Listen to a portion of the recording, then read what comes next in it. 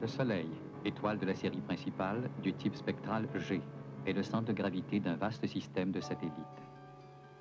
Le plus proche satellite du Soleil, c'est Mercure. Distance moyenne, 60 millions de kilomètres.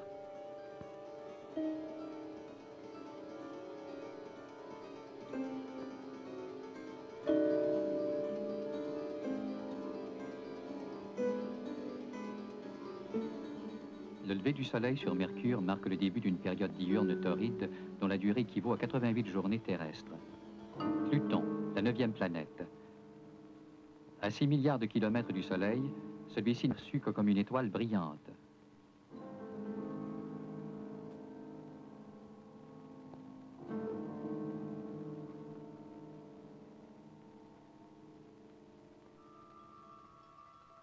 Au moment où notre transmission vous parviendra, c'est-à-dire dans 5 heures, nous serons déjà sur notre chemin de retour. Inutile de vous dire notre impatience de revoir la Terre. Je crois que pendant 6 mois, je resterai assis à ne rien faire d'autre que de regarder les arbres. La queue de cette comète grossit de plus en plus. Vous l'aurez vu bien avant de nous voir.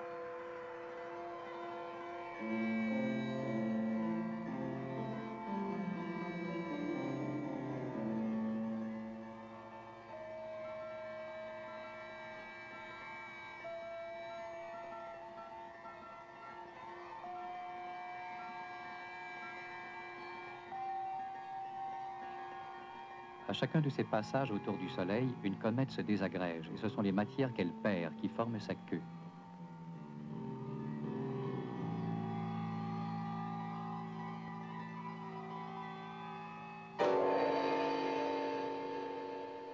La chute de météorites dans l'atmosphère terrestre marque la fin de l'orbite d'une comète. D'autres particules de matière, plus petites, offrent en traversant l'atmosphère terrestre un autre genre de ces spectacles éphémères dans la nuit céleste. La Lune, elle, ne s'absente jamais.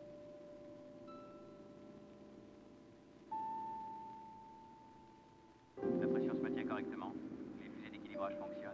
Prêt pour actionner la manette du moteur 90. OK, fermé. 50, arrêt de pousser. Périlune de 9,4 milles nautiques. Apolune de 46,7 milles nautiques. Vitesse d'inertie, environ 5537 pieds secondes. Taureau, 1,5 km de diamètre. Deuxième lune de la Terre. Combien de tubes à carottes utiliserez-vous cette fois-ci? 10. On a encore un peu de place aussi pour quelques échantillons de roc supplémentaires. Des cratères semblent indiquer que, jadis, la Terre avait d'autres petites lunes.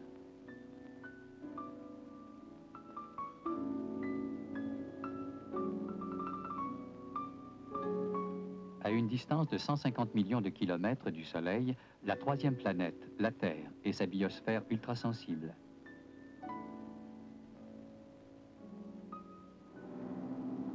Plus proche du Soleil, à 110 millions de kilomètres, Vénus, que voile en permanence une atmosphère de gaz carbonique.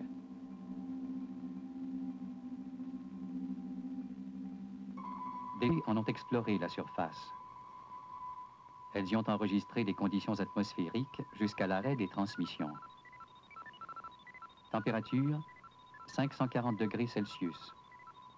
Pression, plus de 100 atmosphères terrestres. L'orbite de Mars l'éloigne de 80 millions de kilomètres de la Terre. Phobos, des 2 satellites de Mars, est celui qui s'en approche le plus, 6000 kilomètres.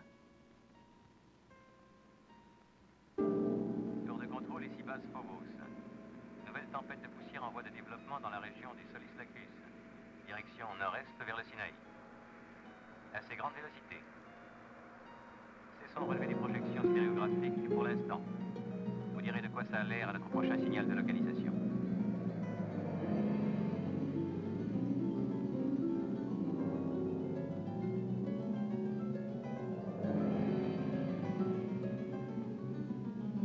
Une distance de 500 millions de kilomètres sépare Mars de la planète suivante, Jupiter.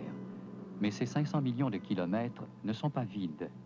Des milliers d'astéroïdes s'y promènent.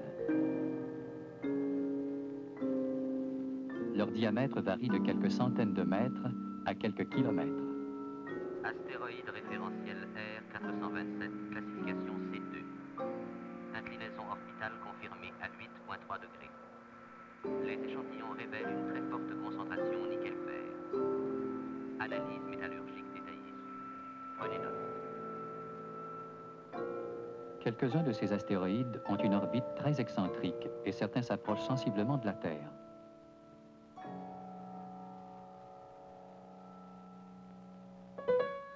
Un spectacle qui nous devient de plus en plus familier.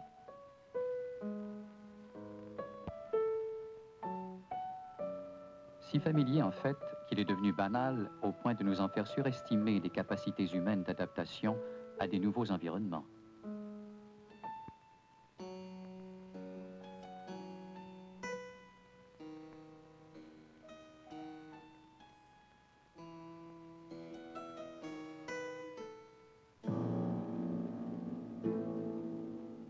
Mais il est un environnement qui nous demeurera étranger.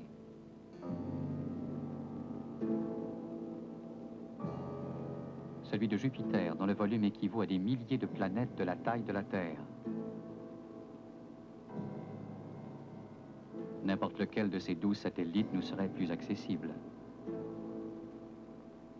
Ceci pour confirmer la dérive longitudinale sur la tache rouge. La tache et la bande lumineuse en dessous ont une période de rotation inférieure de 5 minutes à celle de la zone équatoriale. 9h55 minutes, 35 secondes. À votre prochain passage diurne, envoyez-nous des informations sur la turbulence limite entre les zones équatoriales nord et sud et dans la zone équatoriale proprement dite. Il semble y avoir beaucoup d'activité dans ce coin-là. Ok, décollage dans 2 minutes seulement. Je vous reparlerai dans 5 minutes. Stop.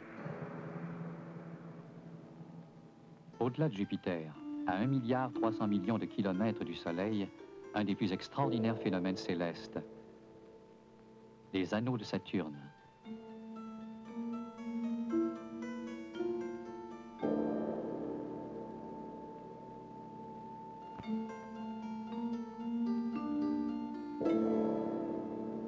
Cristaux de neige d'ammoniac, fragments d'une ancienne lune, ou alors ces anneaux ont-ils une autre origine qui nous est encore inconnue?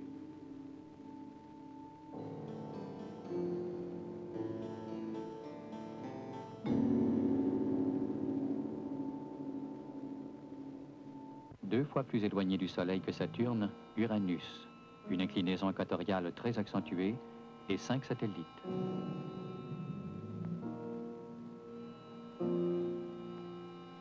1,5 milliard de kilomètres plus loin, Neptune, à peine éclairé.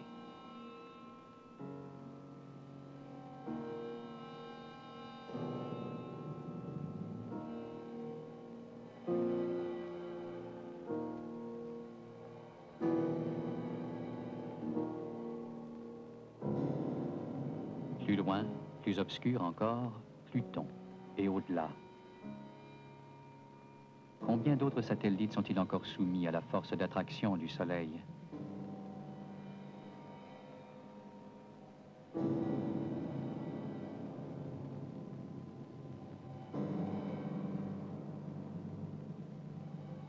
Pourtant, de tous les satellites du Soleil, la Terre parcourt une orbite telle qu'elle seule bénéficie de façon vitale de l'énergie solaire.